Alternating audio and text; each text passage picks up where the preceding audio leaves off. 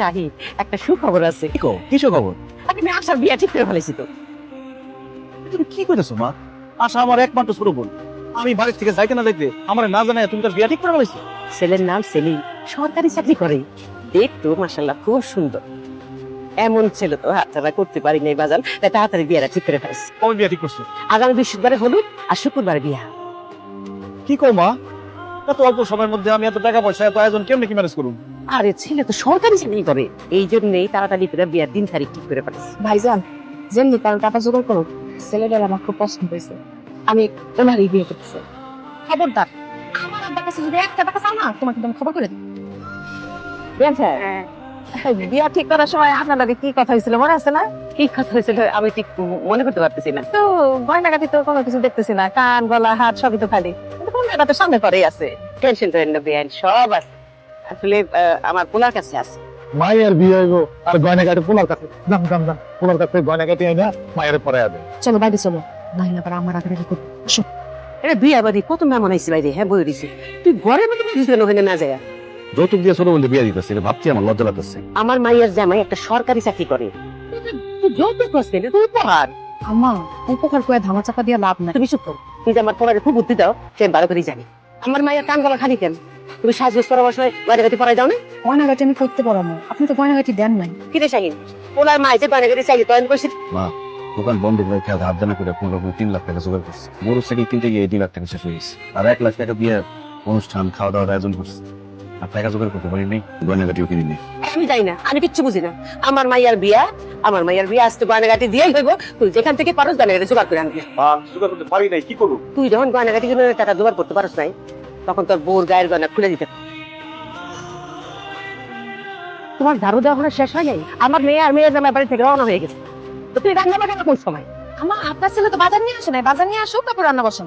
বাজার করে নিয়ে আসছি, তারপরে রান্না বসে দাও না। তুই ফার্মের মুরগি আছো কেন? দেশি মুরগি আনতে পারলি না? মা, বাজারে দেশি মুরগি পাই নাই, এজন্য ফার্মের মুরগি নিয়ে আসছি। আমার মেয়ের জামাই সরকারি চাকরি করে, সে কি ফার্মের মুরগিতে ভাত খাইবো? মা, ফার্মের মুরগি খাইবো না কেন? বিয়ার পরের দিন তো আমার তাগো বাড়িতে বেড়াইতে গেছি, তাও তো ফার্মের মুরগি দিয়ে আমাদের খাইতে দিচ্ছে। তারা তো হলো ছেলে পক্ষ আর আমরা হলো মেয়ে পক্ষ, তো কথাটা মাথায় রাখবি। ভাবি, অটো থেকে ব্যাগটা নামাও, গরম লাগতেছে। চলো ভিতরে চলো। অত ভাড়া দিয়ে নেই। কি কর জামাই, তুমি কি অটো ভাড়া দিবা? শাহিন, অটো ভাড়াটা দিয়ে দি। আম্মা কি খন? ভাইজান ভাড়া দিব কেন? আমি দিতেছি। তোমার ভাড়া লাগবে না, ভাইজানি ভাড়া দিবে। তাহলে আর বোনের জামাই, তুমি কি টাকা খরচ করবা? আমি শাহিন, দে ভাড়া দিয়ে দে। সেলিম, তোমরা যাও, বাড়িতে যাও, আমি ভাড়া দিতেছি। আম্মা, কি আমারে দিবেন? ভাইজান দিতেন। হ্যাঁ করে দোকানদারি, মুদির দোকানদারি, এর মাথা বুদ্ধি কি দরকার আছে? দুলা ভাইরে তো মাছের মাথা দিচ্ছেন, আবার মাছের টুকরা দিলেন যে। আপনার ছেলে তো মাছ খেতে চাইছিল, উনি এখন কি খায়? শাহিন, তুই না ফার্মের মুরগি পছন্দ করো, তুই মুরগি মাংস তো ভাত খা। না মা, মুরগির মাংস দিয়ে আমি খাইতে ইচ্ছা করতেছে না। ডাল দিয়ে খাই।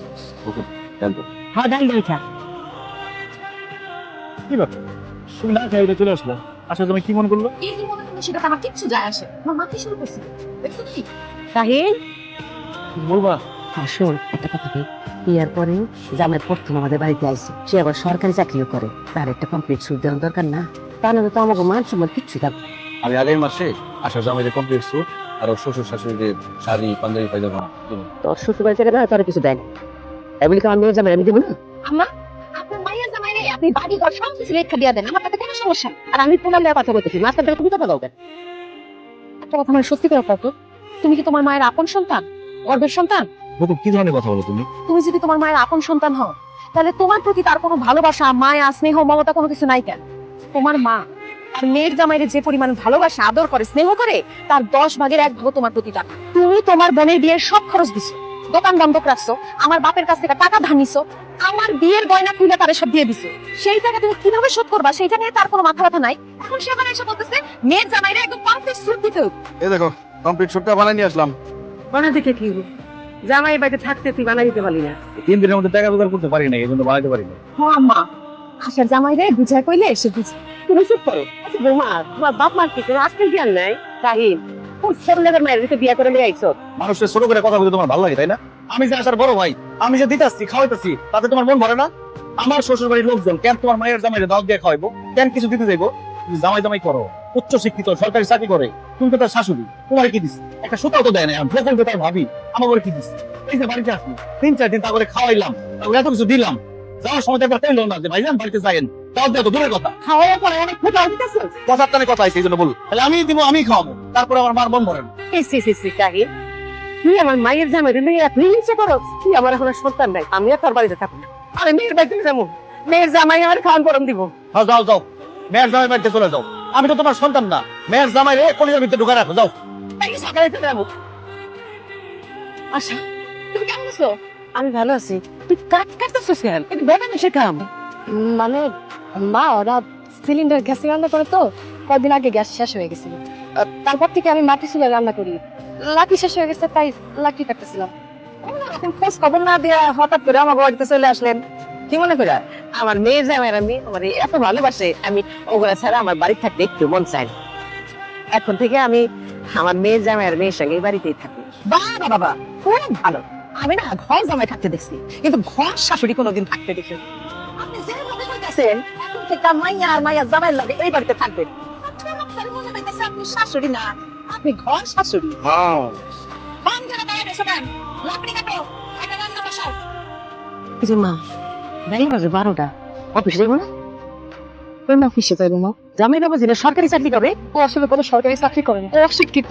আমার বিয়ে করার লেগা, মোটর সাইকেল, স্বর্ণ গয়না এগুলো নেওয়ার লেগা ও সব মিথ্যা কথা। তো আসলে এতদিন বিদেশ আছে, বিদেশ থেকে তো আমাকে একবার বাড়িতে চলে আসছে।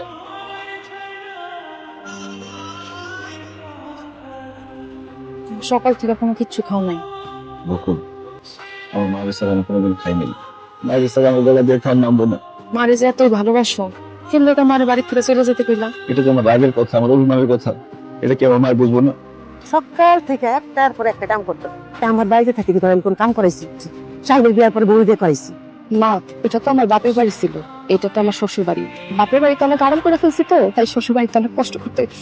তোর কান গলা খালি কেন?